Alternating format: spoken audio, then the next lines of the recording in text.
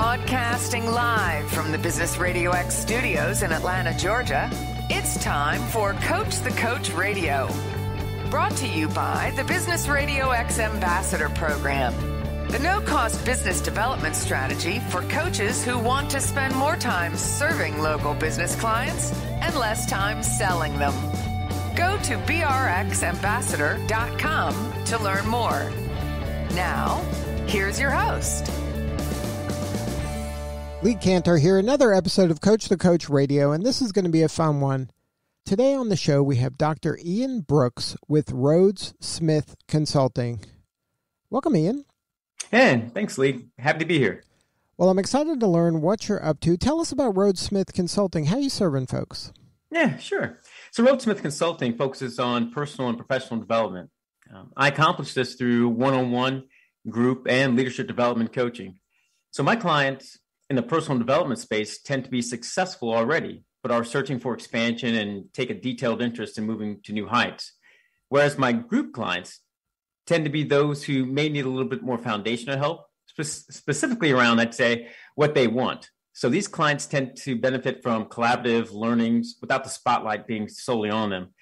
And finally, my corporate clients in that leadership development place focus on developing frontline and mid-level leaders to build or refine their leadership skills that impact their employees and build skills so that they can grow in expansion to their job titles and expectations.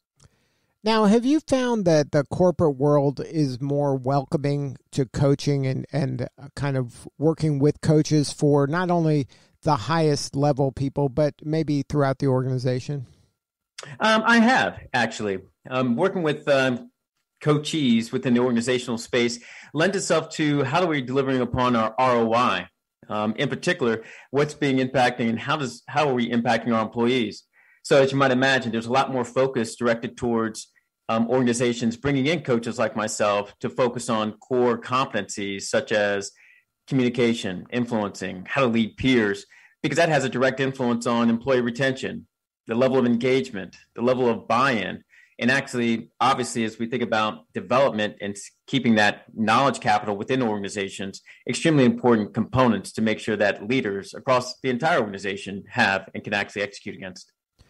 Now, on the organizations that aren't kind of using coaching, where do they think these leaders are going to get the skills? Like, do they just think that people come to the table with these kind of leadership skills that they don't need outside help to help them kind of get the most out of themselves? No, I don't think there's necessarily a limitation that organizations that don't use coaches, or more importantly, where they expect their leaders to develop these skills, where they acquiesce that knowledge. I think oftentimes it's a direct result of what is the business focus and where is their dollars going. So most notably, I work with organizations that are startups or that mid-sized organization. So as you might imagine, leaders are brought in based off of what they know, not how they go about doing it.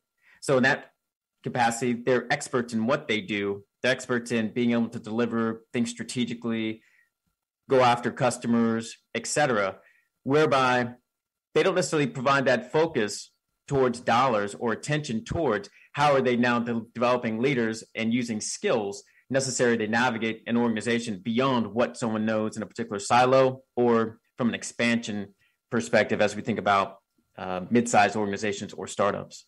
Now, have you seen through your work kind of the impact a good leader can make as opposed to a person that maybe doesn't have that kind of good leadership skills? Absolutely. A number of instances, both myself as being a former leader, as well as those of whom I coach. You can see a direct result and impact both on employee morale, retention, and as important, even their individual coachee and their growth and development within the organization. So as an example, for myself as being a leader, one, the impact good leadership has on employees, obviously, you think about some of the challenges that organizations go through and the decisions that leaders have to make on behalf and as stewards of an organization don't necessarily take into consideration the employee experience.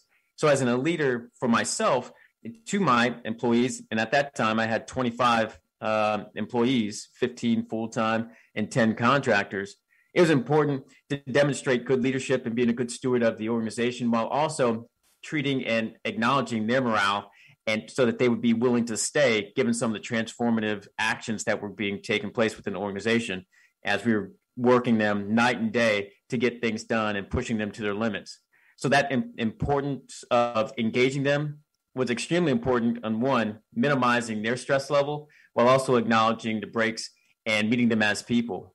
I've also seen that as being a coach to a number of coachees. From a startup perspective, I was working with a COO and impacting his employees. Again, as I mentioned earlier, in that particular scenario, the gentleman was an outstanding individual, really engaging, really wanted to be seen as the nice guy, and was great at what he did, but he wasn't necessarily a good leader.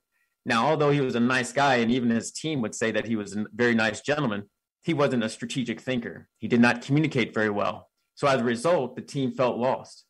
And as a result of that, they didn't know how they were going to be received from a performance evaluation standpoint. They didn't know if they were working on the right projects, or when decisions were being made, they didn't know how that decision was being made that was impacting their job. So long story short, in his case, people were on a short list of leaving and or transferring to other departments because of that ambiguity of which he was offering, although being a nice guy, wasn't carrying through to them being able to get their job done. And in those particular examples, you do see how leadership can be very influential in the respect of, one, employee retention, but also the morale and actually staying with an organization. And as we've seen over the last year, that's really coming more prominent across all organizations. Our measure of leaders is now based off of their return on heartbeats rather than return on investment or return on income. Now, in your career, were you always involved in coaching, or was this something that came later? Actually, it's been involved in coaching in a number of different aspects. I've had an interesting path to become a coach. Reason being, I actually started my career as a clinical psychologist. So as you might imagine, working in clinical psychology, you're constantly acting as a coach. So as a clinical psychologist, I worked in a 24-hour lockdown ward. So this experience offered me the educational and applied experience of psychology to help people become better today than they were yesterday. Now, at one point, I decided in my life that I wanted to work with higher functioning people. So I made a transition in working in organizations and helping them transform. In that context, I then moved into, when I was writing my dissertation, it was focused on the impact leaders have on employees and group performance and their own individual confidence, which I collected at a call center over a 6-month period. So I've always been about the applied experience of the impact people have on others, most notably leaders, as well as a coach onto others in that clinical psych ward. In that respect, I've had the opportunity to work in a number of organizations, a who's list, if you will, to be able to work with leaders, all providing opportunities for increasing either communication for leaders, one being at a large cancer hospital and research center that I then transferred into a consulting gig for a Big Four consulting firm working with technology changes impacting people across an organization.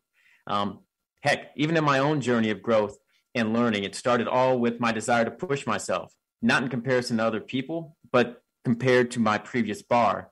So in my example for myself, I'd often select schools to attend, places to live, and even jobs that would push my limits where I'd have to learn about myself while also learning a particular skill to move me forward.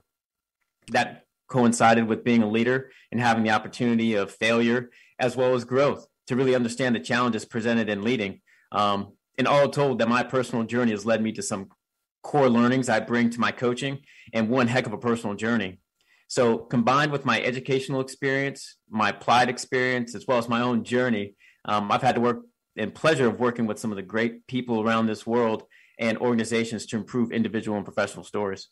Now, do you have any advice for that new coach, the person that may be coming from kind of a job like you had, where it's not kind of an entrepreneurial job? You were working with an organization that had a lot of resources, and now you're on your own. You're the guy that eat what you kill world. This is now kind of your path that you're on. How do you make that transition? How do you get those first clients? Like, what are some of the activities you were doing to get yourself ready for this entrepreneurial venture that you're on? A wonderful question. And having made that transition myself and even starting Rhodes Smith with that guise in mind, because it can be very vulnerable and scary, if you will, to embark upon that path. But from my experience and the advice I'd give someone who's looking to make such a transition, the first thing is to establish, do you trust yourself? Trust yourself enough that you do have the skill sets to actually move forward. One of the bigger challenges I think many people have going from working internally to actually being an entrepreneur in any space is that vulnerability and that level of safety. Do I have enough clients? Am I making enough money? How are things going to get paid for? Where's that landing spot? There's quite a bit of ambiguity. All of those things are true.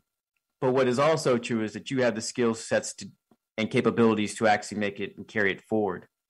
I'd say it's the second piece around building the client base, because obviously that's a key component to any entrepreneurship, especially one that is based on relationships, nothing more than what a coach is to their coachee.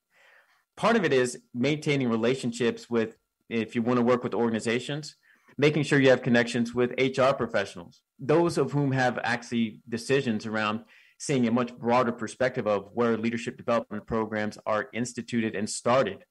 The second piece around that relationship would also be around leaders of whom you've had relationships with and for, who may want to carry you forward as being on call, or creating contracts for them or to their employees from a one-on-one coaching perspective.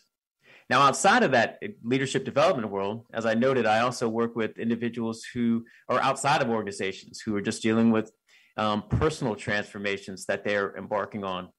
That also is, again, built on relationships, and people have to be able to trust you enough to let you into their world.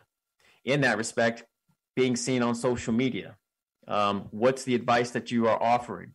What is the various institutions of which you're actually speaking at, being at colleges or conferences, being seen as an expert while also demonstrating trust that you have their best interest at heart, and knowing that you can take them from where they are today to where they want to be. So for anyone who's looking to embark and make that transition, obviously one of the key themes here is trust. The second is building the right relationships. And then finally, the last thing I'd say, support. Support is always a key function of starting any entrepreneur endeavor, especially within the coaching space. So don't feel like you have to do everything or you have to be an expert in everything.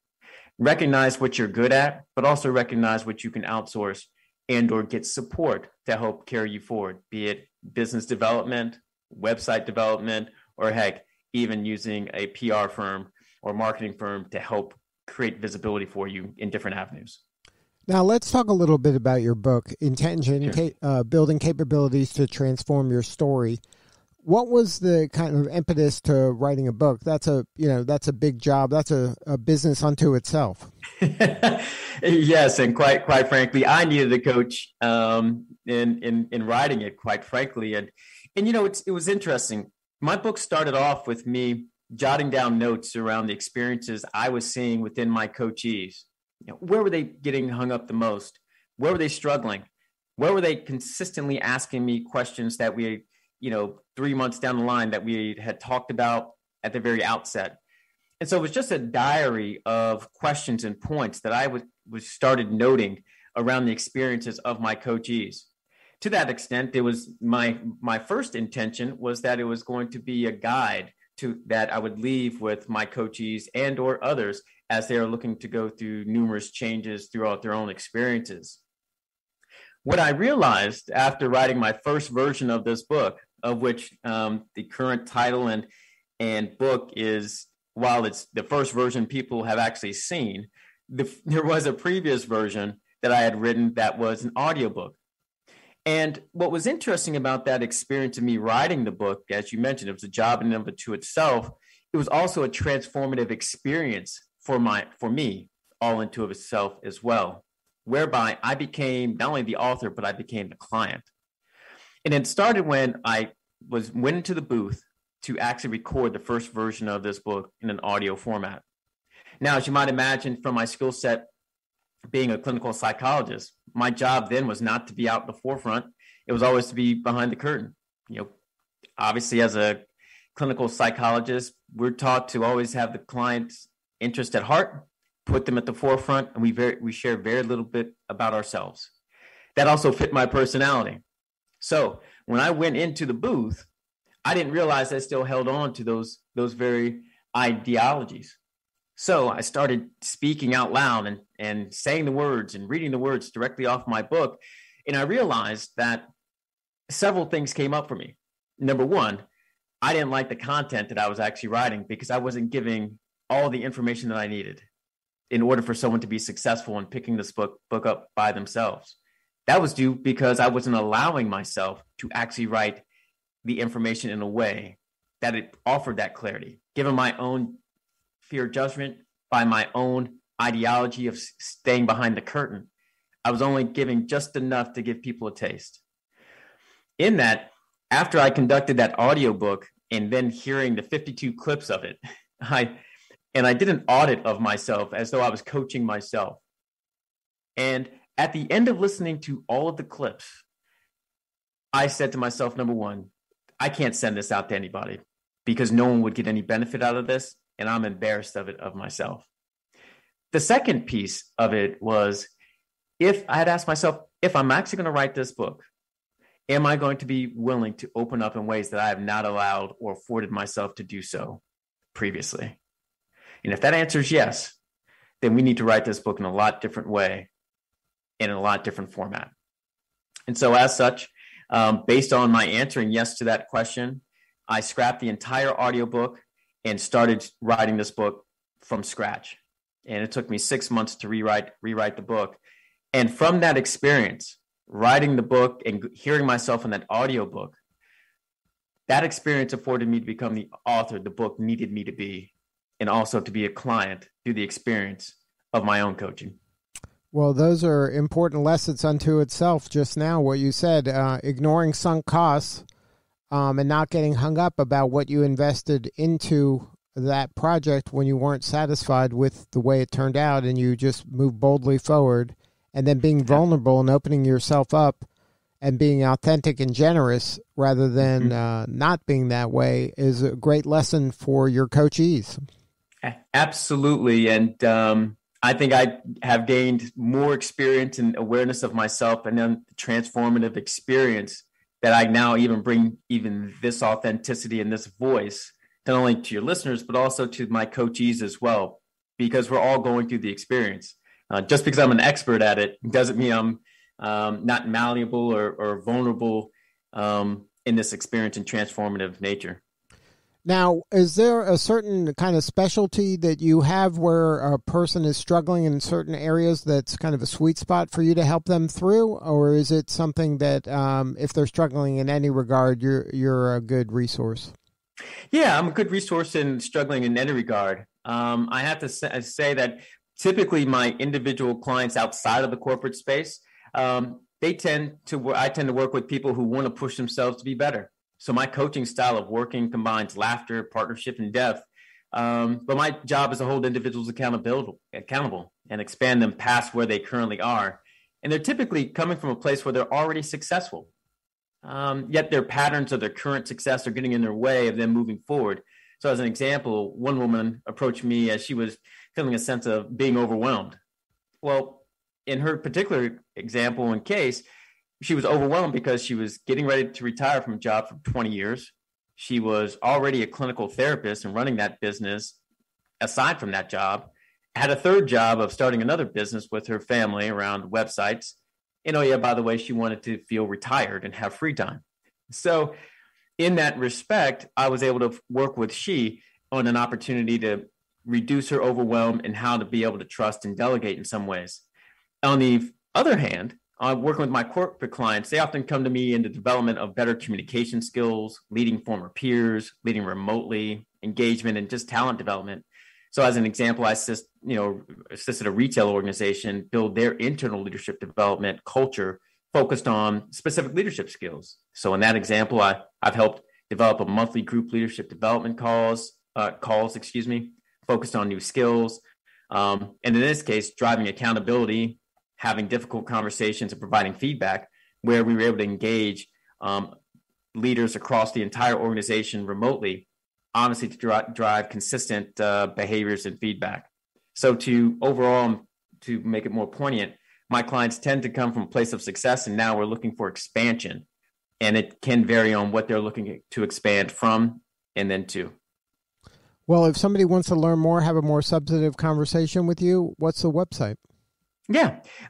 Those who are looking to reach out to me can come to rhodessmith.com. That's RHODESSMITH.com.